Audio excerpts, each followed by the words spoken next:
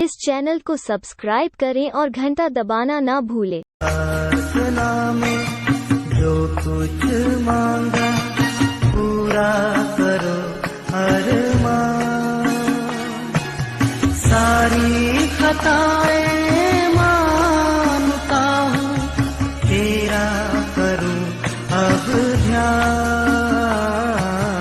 प्रार्थना में जो कुछ मांगा पूरा करो अरमान।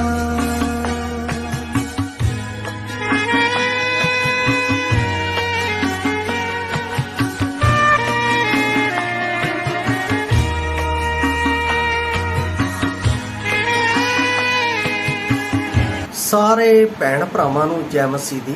ਅੱਜ ਦੇ ਵਚਨ ਦਾ ਮਨਨ ਕਰਨ ਤੋਂ ਪਹਿਲਾਂ ਅਸੀਂ ਪ੍ਰਾਰਥਨਾ ਦੇ ਵਿੱਚ ਜਾਵਾਂਗੇ। ਦਿਆਲੂ ਕਿਰਪਾਲੂ ਸਰਬ ਸ਼ਕਤੀਮਾਨ ਸਰਵ ਵਿਆਪੀ ਸਰਵ ਸਰਵੱਗਿਆ ਪਰਮੇਸ਼ਰ, ਅਸੀਂ ਤੇਰੀ ਮਹਿਮਾ ਤੇਰੀ ਵਡਿਆਈ ਕਰਦੇ ਹਾਂ ਕਿਉਂਕਿ ਤੂੰ ਸ਼ਾਂਤੀ ਦਾ ਰਾਜਕੁਮਾਰ ਅਤੇ ਗੁੱਸੇ ਵਿੱਚ ਧੀਰਜੀ ਅਤੇ ਆਪਣੇ ਲੋਕਾਂ ਦੇ ਉੱਤੇ ਦਇਆ ਅਤੇ ਕਿਰਪਾ ਕਰਨ ਵਾਲਾ ਪਰਮੇਸ਼ਰ ਹੈ। ਅਸੀਂ ਜਿੰਨੀ ਤੇਰੀ ਵਡਿਆਈ ਕਰੀਏ ਉਨੀ ਥੋੜੀ ਹੈ ਕਿਉਂਕਿ ਤੂੰ ਵਡਿਆਈ ਦੇ ਯੋਗ ਪਰਮੇਸ਼ਰ ਹੈ।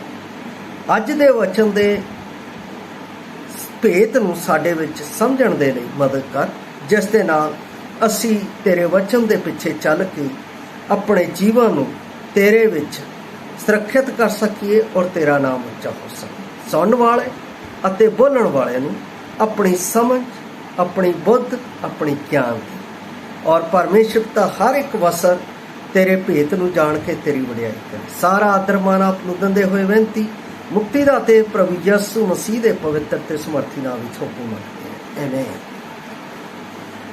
प्यारे अजीज, मैं धन्नवाद करदा हां अज दे इस सुंदर दिन दे लई जिस विच परमेश्वर ने मैनू अते आप नूं परमेश्वर दे वचन दे भेतां नूं समझण दे लई रूबरू किया है कि असी उसके उन्हां भेतां नूं समझ सकीए जिहड़े साडे तो साडी समझ तो वार है। मैं आप दे लई अज दा जो वचन लिया है वो लिया है लूका दी अंजील उसका 24 अध्याय उसकी 45 आयत विच। इत्थे लिखिया है, तद उसने उन्हां दी बुद्ध खोल दिती जो पुस्तकां नूं समझ लैण।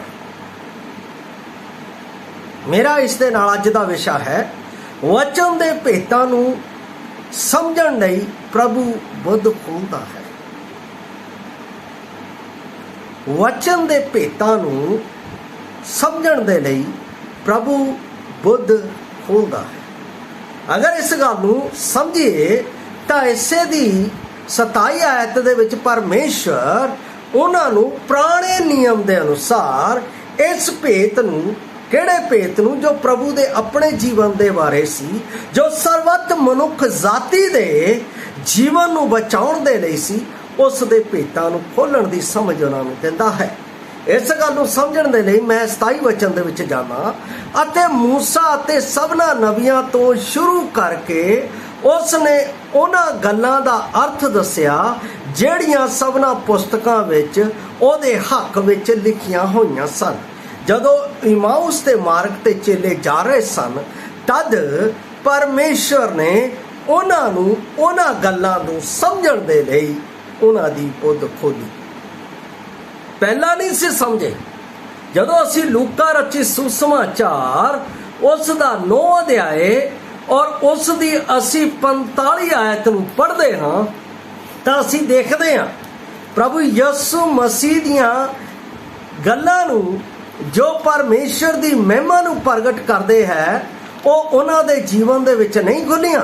45 आयत दे विच लिखिया, पर उन्हां ये गल ना समझी अते उन्हां तो छिपी रही जो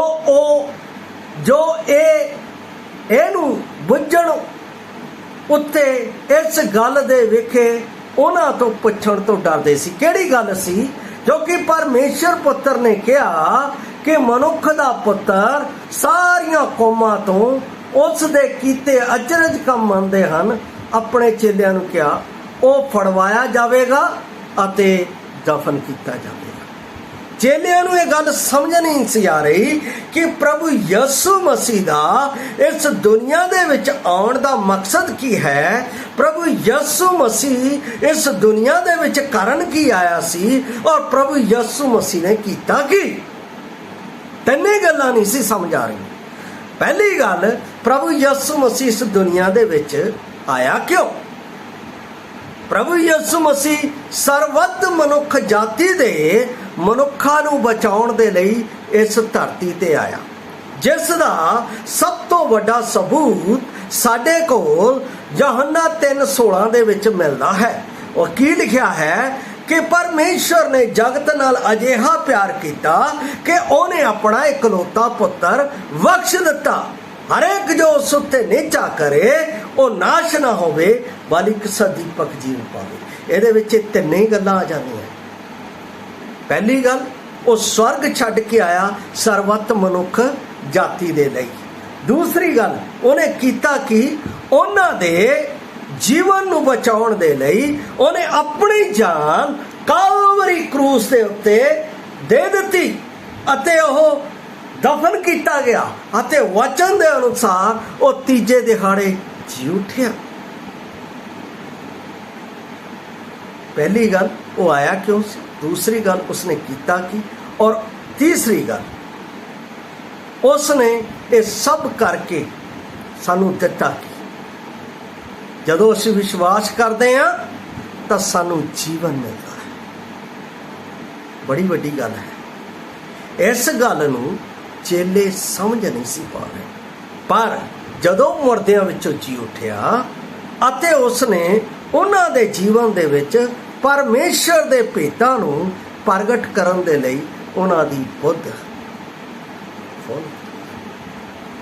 पर मैं विश्वासियों विचों इस तरह दा अन्नापन हुंदा है। मैं वेखदा की वेखदा उहदे विच कई विश्वासी बाइबल पढ़ते हैं पर उन्होंने समझ नहीं आती कि ਇਹਦਾ की मकसद की मतलब हो सकता है। इस करके वो ना तो अपने जीवन में प्रभु की अगवाई जान पाते हैं, ना प्रभु का साडे जीवन में की उद्देश्य है ये जान पाते हैं। प्रभु सानू कित्थे लेके जाना चाहता है, कित्थे रखना चाहता है, ये जान नहीं पाते। इसका कारण है, इसका कारण की है, उन्हों की बुद्ध खुली क्यों नहीं है। मैं आप दे अगे कुछ हवाले इस लिए पढ़ना चाहांगा। जबूर 119 का 18 विच परमेश्वर दा दास जो 119 जबूर दा लिखण वाला है वो इस तरह आखदा है, मेरियां अखां खोल की मैं तेरी व्यवस्था दियां अचरज गल्लां नूं वेख सकां। ਇਹਦਾ मतलब पहली गल वो प्रार्थना नहीं करते जिस तरह भजनकार प्रार्थना कर रहे हैं, प्रभु ये तेरा वचन है, असी तेरे तो बगैर, तेरी दिती हुई बुद्ध तो बगैर, तेरी दिती हुई समझ तो बगैर इसनूं असी समझ नहीं पा सकते। प्रार्थना नम्र अते हलीम होके परमेश्वर दे अगे करन दी लोड़ है। परमेश्वर ये तेरा वचन अथाह सागर है, तेरे कीते हुए काम अथाह है, उन्होंने समझण दे लई सानू तेरी बुद्ध, तेरी समझ, तेरे ज्ञान दी लोड़ है। उसका मतलब की है, उसका अर्थ की है। उसका अर्थ है सच्ची तौबा साडे जीवन दे विच होनी। जद तक साडे अंदर तौबा नहीं हुंदी है, जद तक साडे विच नवां जन्म नहीं हुंदा है, जद तक साडे विच प्रभु यीशु मसीह दे विच पश्चाताप नहीं हुंदा है, उदों तक साडी बुद्ध नहीं खुलदी है, बंद रहिंदी है। ये बुद्ध खुलदी किदां है? इस बुद्ध का खुलण का राज की है मैं आपदे अगे प्रगट करन जा रहा हाँ। की लिखिया है, जदों असी अफसियां दी पुस्तक 1 अध्याय 13 वचन पढ़ते हैं, एक खुलण का सब तो वड्डा तरीका है। की लिखिया है इत्थे, उस विच जिस वेले तुसां सच्चाई दा वचन अर्थात अपनी मुक्ति दी खबर सुनी। मुक्ति की है? पापां तो रिहाई। मुक्ति की है? पापा तो पूरी तरह ना मुक्त हो जाना। ये मुक्त सिर्फ बाइबल दे विच कोई नाम दिता गया है, ਜਦੋਂ ਅਸੀਂ ਰਸੂਲਾਂ ਦੇ ਕਰਤੱਵ 4 ਦਾ 12 ਪੜ੍ਹਦੇ ਹਾਂ, ਉਸ ਦੇ ਵਿੱਚ ਲਿਖਿਆ ਹੈ, ਆਕਾਸ਼ ਦੇ ਹੇਠਾਂ ਮਨੁੱਖਾਂ ਦੇ ਵਿਚਕਾਰ ਇੱਕੋ ਹੀ ਨਾਮ ਦਿੱਤਾ ਗਿਆ ਹੈ ਜਿਸ ਤੋਂ ਅਸੀਂ ਬਚਾਏ ਜਾਣਾ, ਭਾਵ ਜਿਸ ਤੋਂ ਸਾਡਾ ਰਿਸ਼ਤਾ ਪਰਮੇਸ਼ਵਰ ਦੇ ਨਾਲ ਜੁੜਨਾ, ਭਾਵ ਜਿਸ ਤੋਂ ਸਾਡੇ ਜੀਵਨ 'ਚ ਪਰਮੇਸ਼ਵਰ ਦੀ ਬੁੱਧ ਆਣੀ ਹੈ, ਉਸ ਦੇ ਵਚਨ ਨੂੰ ਸਮਝਣ ਦੇ। ਜਦ ਤੱਕ ਅਸੀਂ ਉਸ ਖੁਸ਼ਖਬਰੀ ਨੂੰ ਸੁਣਿਆ, ਉਸ ਵਿੱਚ ਨੇਚਾ ਕੀਤੀ, ਤਾਂ ਵਾਅਦੇ ਦੇ ਅਨੁਸਾਰ ਪਵਿੱਤਰ ਆਤਮਾ ਨਾਲ ਤੁਹਾਡੇ ਉੱਤੇ ਮੋਹਰ ਵੀ ਲੱਗੀ। ਇਹਦਾ ਮਤਲਬ ਜਦੋਂ ਮੈਂ ਤੌਬਾ ਕਰ ਲੈਂਦਾ ਹਾਂ, ਮੇਰਾ ਨਵਾਂ ਜਨਮ ਹੋ ਜਾਂਦਾ ਹੈ, ਤਾਂ ਪਰਮੇਸ਼ਰ ਦਾ ਪਵਿੱਤਰ ਆਤਮਾ ਉਸ ਦੇ ਇਸ ਭੇਤ ਨੂੰ ਸਮਝਣ ਦੇ ਲਈ, ਉਸ ਦੇ ਇਸ ਸਾਰੇ ਗਹਿਰਾਈ ਦੇ ਭੇਤਾਂ ਨੂੰ ਸਮਝਣ ਦੇ ਲਈ ਉਹ ਮੇਰੇ ਨਾਲ ਹੋ ਕੇ ਮੇਰੀ ਮਦਦ ਕਰਦਾ ਹੈ। ਮੈਂ ਸਮਝਦਾ ਹਾਂ ਇੰਨੀ ਗੱਲ ਤੁਸੀਂ ਸਮਝ ਚੁੱਕੇ ਹੋ। ਪਰਮੇਸ਼ਵਰ ਵਚਨ ਦੇ ਭੇਤਾਂ ਨੂੰ ਸਮਝਣ ਦੇ ਲਈ ਪ੍ਰਭੂ ਸਾਡੇ ਜੀਵਨ 'ਚ ਪ੍ਰਗਟ ਹੁੰਦਾ, ਔਰ ਇਹ ਪ੍ਰਭੂ ਦਾ ਆਤਮਾ ਸਾਨੂੰ ਉਸ ਦੇ ਗਹਿਰਾਈ ਦੇ ਭੇਤਾਂ ਨੂੰ ਸਮਝਣ ਦੇ ਲਈ ਮਦਦ ਕਰਦਾ ਹੈ। ਵਿਸ਼ਵਾਸੀ ਕਿਉਂ ਕਹਿੰਦੇ ਆ ਸਾਨੂੰ ਸਮਝ ਨਹੀਂ ਆਉਂਦਾ? ਵਿਸ਼ਵਾਸੀ ਕਿਉਂ ਕਹਿੰਦੇ ਆ ਸਾਡੇ ਜੀਵਨ 'ਚ? ਕਿਉਂਕਿ ਪ੍ਰਾਰਥਨਾ ਨਹੀਂ ਕਰਦੇ। ਦੂਸਰਾ, ਉਹਨਾਂ ਦੇ ਵਿੱਚ ਸੱਚੇ ਮਨ ਦੇ ਨਾਲ ਪਰਮੇਸ਼ਵਰ ਦਾ ਤੌਬਾ ਭਾਵ ਨਵਾਂ ਜਨਮ ਹੋਇਆ ਹੀ ਨਹੀਂ। ਔਰ ਬਾਈਬਲ ਇਹ ਸਾਫ਼ ਤਰੀਕੇ ਨਾਲ ਦੱਸਦੀ ਹੈ ਕਿ ਉਹ ਬਾਈਬਲ ਤਾਂ ਪੜ੍ਹਦੇ ਹਨ, ਪਰ ਉਹਨਾਂ ਨੂੰ ਸਮਝ ਨਹੀਂ ਆਉਂਦੀ, ਅਤੇ ਇਸ ਲਈ ਉਹਨਾਂ ਬਹੁਤ ਛੇਤੀ ਨੀਂਦ ਵੀ ਆ ਜਾਂਦੀ ਹੈ। ਕਈ ਲੋਕ ਕਹਿੰਦੇ ਆ, ਭਾਜੀ ਜਦੋਂ ਬਾਈਬਲ ਪੜ੍ਹਦੇ ਆ ਸਾਨੂੰ ਨੀਂਦ ਬੜੀ ਆਉਂਦੀ ਹੈ, ਅਸੀਂ ਚਰਚ 'ਚ ਬੈਠਦੇ ਆ ਸਾਨੂੰ ਨੀਂਦ ਬੜੀ ਆਉਂਦੀ ਹੈ। ਮੈਂ ਕਹਿੰਦਾ, ਜਦੋਂ ਤੁਸੀਂ ਆਪਣੇ ਹਰਮਨ ਪਿਆਰੇ ਰਿਸ਼ਤੇਦਾਰਾਂ ਦੇ ਨਾਲ ਬੈਠਦੇ ਆ, ਜਾਂ ਤੁਸੀਂ ਫੋਨ ਉਹਨਾਂ ਦਾ ਆਉਂਦਾ ਹੈ, ਉਹਨਾਂ ਨਾਲ ਗੱਲ ਕਰਦੇ, ਤੁਹਾਨੂੰ ਕਿੰਨੀ ਵੀ ਗਹਿਰੀ ਨੀਂਦ ਹੋਵੇ ਟੁੱਟ ਜਾਂਦੀ। ਪਰ ਪਰਮੇਸ਼ਵਰ ਦੇ ਨਾਲ ਤੁਹਾਡਾ ਹਰਮਨ ਪਿਆਰਾ ਰਿਸ਼ਤਾ ਹੀ ਨਹੀਂ ਜੁੜਿਆ ਹੈ। ਪਰਮੇਸ਼ਵਰ ਦੇ ਨਾਲ ਤੁਹਾਡਾ ਇੱਕ ਗਹਿਰਾ, ਉਸ ਦੇ ਨਾਲ ਪ੍ਰਗਾੜ ਰਿਸ਼ਤਾ ਹੀ ਨਹੀਂ ਜੁੜਿਆ ਹੈ। ਜਦ ਤੱਕ ਤੁਹਾਡਾ ਰਿਸ਼ਤਾ ਪਰਮੇਸ਼ਵਰ ਦੇ ਨਾਲ ਨਹੀਂ ਜੁੜਿਆ ਹੈ, ਜਦ ਤੱਕ ਤੁਹਾਡੇ ਵਿੱਚ ਪਰਮੇਸ਼ਵਰ ਦਾ ਪ੍ਰੇਮ ਗਹਿਰਾ ਨਹੀਂ ਹੋਇਆ ਹੈ, ਉਦੋਂ ਤੱਕ ਤੁਹਾਡੇ ਜੀਵਨ ਦੇ ਵਿੱਚ ਇਹ ਦੁਨੀਆ ਦੀਆਂ ਸਾਰੀਆਂ ਭਾਵਨਾਤਮਕ ਚੀਜ਼ਾਂ ਤੁਹਾਨੂੰ ਦਵਾਉਂਦੀਆਂ ਰਹਿਣਗੀਆਂ, ਅਤੇ ਤੁਹਾਡੇ ਜੀਵਨ 'ਚ ਨੀਂਦ ਤੁਹਾਨੂੰ ਬਾਰ-ਬਾਰ ਦੱਬ ਕੇ ਮੌਤ ਵੱਲ ਲੈ ਜਾਏਗੀ। ਤੁਸੀਂ ਪਰਮੇਸ਼ਵਰ ਦੇ ਉਹਨਾਂ ਭੇਤਾਂ ਨੂੰ ਕਦੇ ਸਮਝ ਨਹੀਂ ਸਕਦੇ। ਕੁਝ ਲੋਕਾਂ ਨੂੰ ਲੇਵੀਆਂ ਦੀ ਗਿਣਤੀ ਅਤੇ ਪ੍ਰਕਾਸ਼ ਦੀ ਪੋਥੀ ਜਦੋਂ ਪੜ੍ਹਦੇ ਆ ਤਾਂ ਅੱਕ ਜਾਂਦੇ, ਕਹਿੰਦੇ ਸਮਝ ਨਹੀਂ ਆਉਂਦਾ, ਬੜੀਆਂ ਹੀ ਬੜੀਆਂ ਕੀ ਲਿਖਿਆ ਸਾਨੂੰ ਸਮਝ ਨਹੀਂ ਆਉਂਦਾ, ਕਿੱਥੇ ਦੀ ਗੱਲ ਕਿੱਥੇ ਲਿਖੀ ਹੈ, ਇਹ ਨਹੀਂ ਸਮਝ ਆਉਂਦੀ। ਔਰ ਉਸ ਦੇ ਨਾਲ ਕੁਝ ਮਨਪਸੰਦ ਅਧਿਆਏ ਹੀ ਪੜ੍ਹਦੇ ਆ। ਕਈ ਲੋਕਾਂ ਨੂੰ ਜੇ ਪੁੱਛੀਏ, ਹਾਂਜੀ ਜ਼ਬੂਰ ਪੜ੍ਹਿਆ, ਹਾਂਜੀ ਜ਼ਬੂਰ ਪੜ੍ਹਿਆ, ਜ਼ਬੂਰ ਹੀ ਪੜ੍ਹਦੇ ਆ, ਤੇ ਬਾਕੀ ਬਾਈਬਲ ਦੇ ਉੱਤੇ ਧਿਆਨ ਕਿਉਂ? ਸਮਝ ਮਤੀ ਮੰਦ ਹੋ ਚੁੱਕੀ ਹੈ। ਮੈਂ ਆਪ ਨੂੰ ਦੱਸ ਦੇਵਾਂ, ਇਸ ਯੁੱਗ ਦਾ ਈਸ਼ਵਰ ਬੜਾ ਸ਼ਾਤਿਰ ਹੈ। ਉਹ ਤੁਹਾਡੇ ਜੋ ਮਨ ਦੀਆਂ ਭਾਵਨਾ ਦੀਆਂ ਗੱਲਾਂ ਹੈ, ਜਾਂ ਤੁਹਾਡੇ ਨਾਲ ਕੋਈ ਵੀ ਸੰਸਾਰ ਦੇ ਨਾਲ ਜੁੜੀਆਂ ਹੋਈਆਂ ਗੱਲਾਂ ਹੈ, ਉਹਨਾਂ ਉੱਤੇ ਤੁਹਾਡਾ ਧਿਆਨ ਛੇਤੀ ਫੋਕਸ ਕਰੇਗਾ। ਪਰ ਜੋ ਤੁਹਾਡੇ ਆਤਮਾ ਦੇ ਲਈ ਲੌਂਗ ਲਾਈਫ, ਮਤਲਬ ਹਮੇਸ਼ਾ ਦਾ, ਉੱਥੇ ਤੁਹਾਨੂੰ ਕਦੇ ਲੈ ਕੇ ਨਹੀਂ ਜਾਏਗਾ। ਉੱਥੋਂ ਤੁਸੀਂ ਬੋਰ ਹੋ ਜਾਓਗੇ, ਨੀਂਦ ਆਏਗੀ, ਅਤੇ ਤੁਸੀਂ ਉੱਥੋਂ ਭੱਜੋਗੇ। ਮੈਂ ਜਦੋਂ ਇਹਨਾਂ ਕਿਤਾਬਾਂ ਨੂੰ ਪੜ੍ਹਦਾ ਹਾਂ, ਬਾਈਬਲ ਦੀ ਕੋਈ ਵੀ ਕਿਤਾਬ, ਤਾਂ ਮੈਨੂੰ ਆਨੰਦ ਬੜਾ ਆਉਂਦਾ ਹੈ। ਕਿਉਂ ਆਉਂਦਾ ਹੈ? ਕਿਉਂਕਿ ਮੈਂ ਪਰਮੇਸ਼ਵਰ ਕੋਲੋਂ ਮੰਗਿਆ ਸੀ, ਪਰਮੇਸ਼ਵਰ ਮੈਨੂੰ ਆਪਣੇ ਭੇਤਾਂ ਨੂੰ ਸਮਝਾ ਅਤੇ ਉਹਨਾਂ ਭੇਤਾਂ ਦਾ ਵਰਣਨ ਕਰਨਾ ਸਿਖਾ, ਤਾਂ ਕਿ ਮੈਂ ਸਿੱਖ ਕੇ ਉਸ ਦਾ ਉਚਾਰਨ ਕਰ ਸਕਾਂ। ਔਰ ਪਰਮੇਸ਼ਵਰ ਅੱਜ ਮੈਨੂੰ ਕਿਸੇ ਵੀ ਚੀਜ਼ ਦੇ ਵਿੱਚ ਜੇ ਮੈਨੂੰ ਲੱਗਦਾ ਹੈ, ਤਾਂ ਮੈਂ ਰਾਤ ਲਗਾਤਾਰ ਇੱਕ ਹਫ਼ਤਾ ਉਸ ਗੱਲ ਦੇ ਉੱਤੇ ਪਰਮੇਸ਼ਵਰ ਕੋਲੋਂ ਪੁੱਛਦਾ ਰਹਿਣਾ, ਪਰਮੇਸ਼ਵਰ ਮੈਨੂੰ ਦੱਸ ਇਹਦਾ ਕੀ ਮਤਲਬ ਹੈ, ਕੀ ਭੇਤ ਹੈ ਮੇਰੀ ਜ਼ਿੰਦਗੀ ਦੇ ਲਈ। ਇਸ ਦੇ ਵਿੱਚ ਮੈਂ ਕਿਸੇ ਨੂੰ ਸਿਖਾਉਣ ਦੇ, ਆਪਣੀ ਜ਼ਿੰਦਗੀ ਦੇ ਸਿੱਖਣ ਲਈ ਜਦੋਂ ਕਰਦਾ, ਤਾਂ ਪਰਮੇਸ਼ਵਰ ਆਪਣੇ ਗੂੜ ਭੇਤਾਂ ਨੂੰ ਮੇਰੇ ਜੀਵਨ ਦੇ ਵਿੱਚ ਪ੍ਰਗਟ ਕਰਦਾ। ਇਹ ਮੁਸ਼ਕਲ ਨਹੀਂ ਹੈ, ਮੁਸ਼ਕਲ ਅਸੀਂ ਹੋਈ। ਮੈਂ ਜਦੋਂ ਬਾਈਬਲ ਦਾ ਵਚਨ ਹੈ ਮਨੁੱਖ ਦਾ ਇਹ ਵਚਨ ਨਹੀਂ, ਇਸ ਗੱਲ ਨੂੰ ਸਮਝਦਾ ਹਾਂ, ਤਦ ਪਰਮੇਸ਼ਰ ਮੇਰੇ ਨਾਲ ਗੱਲਾਂ ਕਰਦਾ। ਜਦੋਂ ਅਸੀਂ ਇਸ ਨੂੰ ਮਨੁੱਖੀ ਤੌਰ 'ਤੇ ਫਲਾਣੇ ਨੇ ਇੱਦਾਂ ਸੀ, ਫਲਾਣੇ ਨੇ ਇੱਦਾਂ, ਇਸ ਤਰੀਕੇ ਨਾਲ ਪੜ੍ਹਨਾ ਸ਼ੁਰੂ ਕਰਦੇ, ਕਿਉਂਕਿ ਮੈਂ ਸੁਣਿਆ ਹੈ ਕਈ ਪ੍ਰਚਾਰਕ, ਕਈ ਐਲਡਰਸ, ਕਈ ਡੀਕਨਸ, ਜਦੋਂ ਉਹਨਾਂ ਦੀ ਨਹੀਂ ਸੁਣੀ ਜਾਂਦੀ ਤਾਂ ਉਹ ਵਚਨ ਲਾ ਕੇ ਉਹਨਾਂ ਨੂੰ ਗੱਲ ਕਰਦੇ ਆ। ਇੱਥੋਂ ਤੱਕ ਕਈ ਮੇਰੇ ਕੋਲ ਆਪਣਾ ਭਾਈ ਆਉਂਦੇ ਆ, ਭੈਣ ਆ ਭਾਜੀ ਇਹ ਤਾਂ ਅੱਜ ਸਾਡੇ ਤੇ ਹੀ ਵਚਨ ਲਾਉਂਦੇ ਰਹਿੰਦੇ ਹਮੇਸ਼ਾ ਜਦੋਂ ਵੀ ਜਾਈਏ ਸਾਡੇ। ਮੈਂ ਕਿਹਾ ਧੰਨਵਾਦ ਦੇਣਾ ਸਵੀਕਾਰ ਕਰੋ, ਇੱਕ ਦਿਨ ਪਰਮੇਸ਼ਰ ਬੁੱਧ ਖੋਲੂਗਾ, ਉਹਨਾਂ ਨੂੰ ਸਮਝ ਦਊਗਾ। ਪਹਿਲਾਂ ਅਸੀਂ ਇਸ ਨੂੰ ਆਪਣੇ ਤੇ ਅਪਲਾਈ ਕਰੀਏ।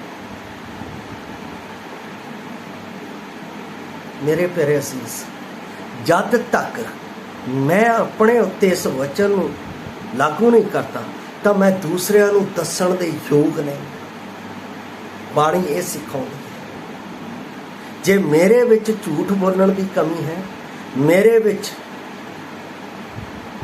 ਕਿਸੇ ਦੀ ਬੁਰਾਈ ਕਰਨ ਦੀ ਆਪਣਾ ਗੱਲਬਾਤ ਹੈ, ਜੇ ਮੇਰੇ ਵਿੱਚ ਕਿਸੇ ਗੱਲ ਦੇ ਵਿੱਚ ਮਨ ਚੁਰਾਉਣ ਦੀ ਗੱਲ ਹੈ, ਤਾਂ ਮੈਂ ਪਰਮੇਸ਼ਰ ਦਾ ਸੰਦੇਸ਼ ਨਹੀਂ ਦੇ ਸਕਦਾ। ਜੇ ਮੈਂ ਡਾਈਵਰਸਸ ਪਰਸਨ ਹਾਂ, ਜੇ ਮੈਂ ਕਲੀਸਿਆ ਦੇ ਨਾਲ ਧੋਖਾ ਕਰਨ ਵਾਲਾ ਪਰਸਨ ਹਾਂ, ਤਾਂ ਵੀ ਮੈਂ ਪਰਮੇਸ਼ਰ ਦੇ ਵਚਨ ਨੂੰ ਖੜ ਕੇ ਬੋਲ ਨਹੀਂ ਸਕਦਾ, ਕਿਉਂਕਿ ਬਾਣੀ ਦੱਸਦੀ ਹੈ ਇਹ ਪਰਮੇਸ਼ਰ ਦਾ ਵਚਨ ਹੈ, ਇਹ ਪਵਿੱਤਰ ਹੈ, ਇਹ ਸਵਰਗੋਂ ਆਇਆ ਹੈ, ਇਹ ਮੇਰਾ ਨਹੀਂ ਹੈ। ਇਸ ਕਰਕੇ ਪਤਰਸ ਕਹਿੰਦਾ ਹੈ ਪਰਮੇਸ਼ਰ ਦੇ ਜਨ ਬੋਲਦੇ ਸੀ ਤੇ ਇਹ ਵਚਨ ਆਤਮਾ ਰਾਹੀਂ ਲਿਖਿਆ ਜਾਂਦਾ ਸੀ, ਉਹ ਆਤਮਾ ਦੇ ਵਿੱਚ ਬੋਲਦੇ ਸੀ ਤੇ ਲਿਖਿਆ ਜਾਂਦਾ। ਇਸੇ ਕਰਕੇ ਪੌਲ ਨੇ ਤਿਮੋਥੀਅਸ, ਦੂਸਰਾ ਤਿਮੋਥੀਅਸ 3:16 'ਚ ਕਿਹਾ ਸਾਰੀ ਲਿਖਤ ਪਰਮੇਸ਼ਰ ਦੇ ਆਤਮਾ ਤੋਂ ਹੈ, ਸੁਧਾਰਨ ਅਤੇ ਬਾਈਬਲ ਨੂੰ ਸਮਝਾਉਣ, ਖਿਜਾਉਣ ਅਤੇ ਪਰਮੇਸ਼ਰ ਦਾ ਬੰਦਾ ਸਿੱਧਾ ਤੇ ਕਾਬਿਲ ਬਣੇ, ਉਸ ਦੇ ਲਈ ਹੈ। ਯਾਰੋ, ਜਦ ਤੱਕ ਅਸੀਂ ਇਹ ਨਹੀਂ ਸਮਝਦੇ ਕਿ ਪਰਮੇਸ਼ਰ ਦਾ ਬਾਈਬਲ ਵਚਨ ਹੈ, ਤਦ ਤੱਕ ਕਦੇ ਸਮਝ ਨਹੀਂ ਆਏਗੀ। ਇਸ ਲਈ ਜਦ ਅਸੀਂ ਪ੍ਰਾਰਥਨਾ ਕਰੀਏ ਤਦ ਜ਼ਬੂਰਾਂ ਦੇ ਲੇਖਕ ਦੇ ਮਾਨੰਦ ਪ੍ਰਾਰਥਨਾ ਕਰੀਏ। ਜਿਵੇਂ ਮੈਂ ਆਪ ਨੂੰ ਦੱਸਿਆ 119:18 ਵਿੱਚ, ਪ੍ਰਭੂ ਮੇਰੀਆਂ ਅੱਖਾਂ ਨੂੰ ਖੋਲ ਭਾਈ, ਮੈਂ ਤੇਰੀਆਂ ਵਿਵਸਥਾ ਦੀਆਂ, ਤੇਰੀ ਬਾਣੀ ਦੀਆਂ ਅਚਰਜ ਗੱਲਾਂ ਨੂੰ ਸਮਝ ਸਕਾਂ, ਕਿਉਂਕਿ ਉਹੀ ਦੇ ਸਕਦਾ ਹੈ ਸਮਝ। ਇਸੇ ਕਰਕੇ ਤਾਂ ਯਾਕੂਬ ਆਪਣੀ ਪੁਸਤਕ ਦੇ ਵਿੱਚ ਕੀ ਕਹਿੰਦਾ ਹੈ, ਜਿਹਨੂੰ ਕਿਸੇ ਨੂੰ ਬੁੱਧ ਦਾ ਘਾਟਾ ਹੋਵੇ ਉਹ ਪਰਮੇਸ਼ਰ ਕੋਲੋਂ ਮੰਗੇ, ਉਹ ਬਿਨਾਂ ਉਲਾਂਭੇ, ਬਿਨਾਂ ਸ਼ਰਤ ਮੁਫਤ ਵਿੱਚ ਦੇਵੇਗਾ। ਹੁਣ ਜੇ ਮੇਰੇ ਵਿੱਚ ਹਿੰਮਤ ਹੈ ਤਾਂ ਮੈਂ ਕਰ ਸਕਦਾ ਹਾਂ। ਉਸ ਤੋਂ ਬਾਅਦ ਮੈਂ ਆਪ ਦੇ ਲਈ ਪੜ੍ਹ ਰਿਹਾ ਹਾਂ ਯਸ਼ਾਇਆ 29 ਅਧਿਆਏ ਉਸ ਦੀ 18 ਆਇਤ, ਬੁੱਧੀ ਦਾ ਖੁੱਲਣ ਦਾ ਸਮਾਂ ਪਰਮੇਸ਼ਰ ਦੇ ਕੋਲੋਂ ਹੈ।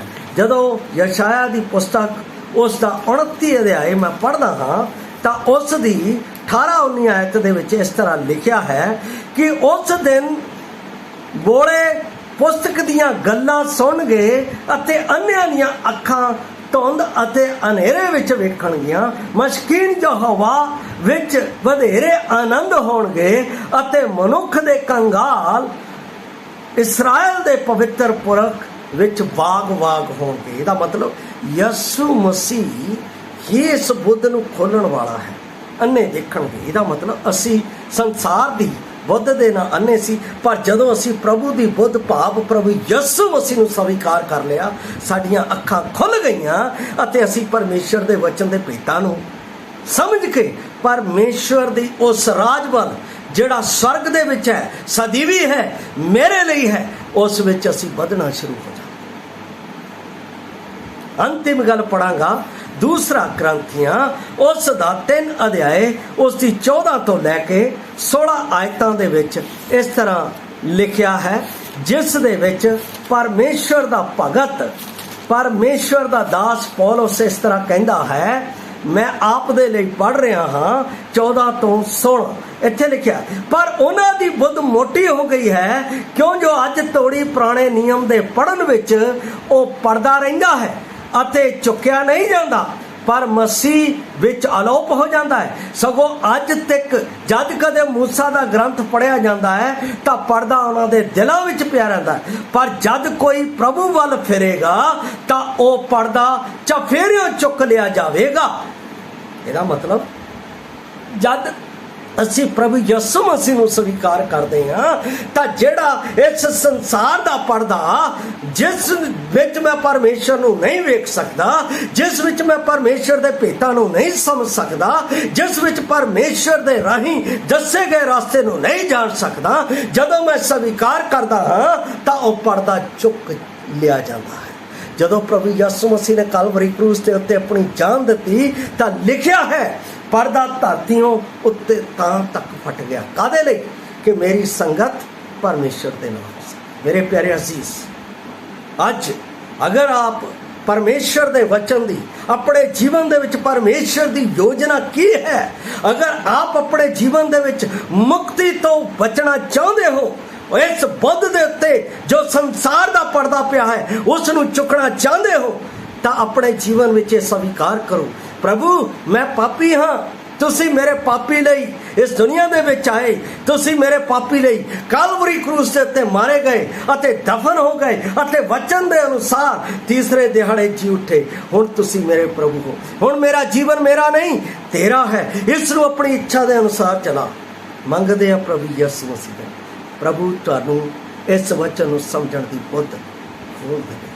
जे तुसी विश्वासी हो तो प्रार्थना करो उस जबूरकार की तरह, प्रभु इस भजन नूं, इस परमेश्वर की पुस्तक नूं समझण दे लई मेरी अखां खोल ताकि तेरे वचन नूं बुझ सकां। तुसी इस वचन नूं समझना शुरू कर दोगे और परमेश्वर दे उस राज विच जिथे वह विराजमान है उत्थे तुसी वधना शुरू कर दोगे। परमेश्वर आप नूं उसके भेतां नूं बुझ लैण दे लई आप दी बुद्ध खोल देवे, ये मेरी प्रार्थना है। और उस बुद्ध दे खोलण दे लई आप नूं परमेश्वर मन प्राप्त करन दे लई मदद करे ताकि प्रभु की महिमा आप दे उत्ते उजागर हो। जय मसीह दी। मारानाथा।